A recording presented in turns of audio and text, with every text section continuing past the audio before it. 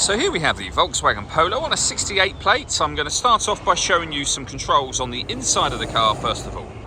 Just briefly before we hop inside the car, I think it's well worth seeing the boot space. You can see we've got plenty of it, along with that 60/40 split folding rear seat and a full-size spare wheel as well. Okay, now that we're inside the car, we're going to start with the dials. Over on the left-hand side, we have the rev counter and coolant temperature gauge. On the right-hand side, the speedometer and fuel gauge. In the middle, you can see the total miles of the car. They are 45,149. The information displayed above that can be changed using a button on the right-hand side of the steering wheel. For various bits of trip computer and fuel economy information, you can, if you wish to, have that digital readout for the speedometer display that you can see just there.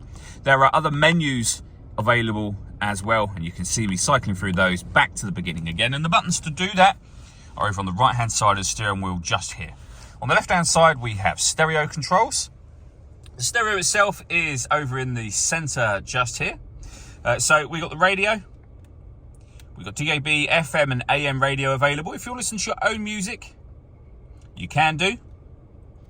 And as you can see, you've got plenty of options for that, including Bluetooth audio, so you can stream your music wirelessly, as well as making and receiving phone calls. That is, of course, once you paired your phone up, which is done by hitting the phone button and follow the instructions on screen from there.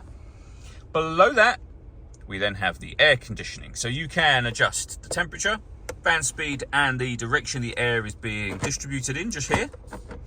When you're happy with those settings, your air conditioning is on at the moment, so you can turn it off, back on again, or you can recirculate it. That's a great way of heating up or cooling down the car quickly, depending on the temperature you set just here. Of course, you can turn that off and that just as easily as you turned it on. We've got a heated rear screen there as well.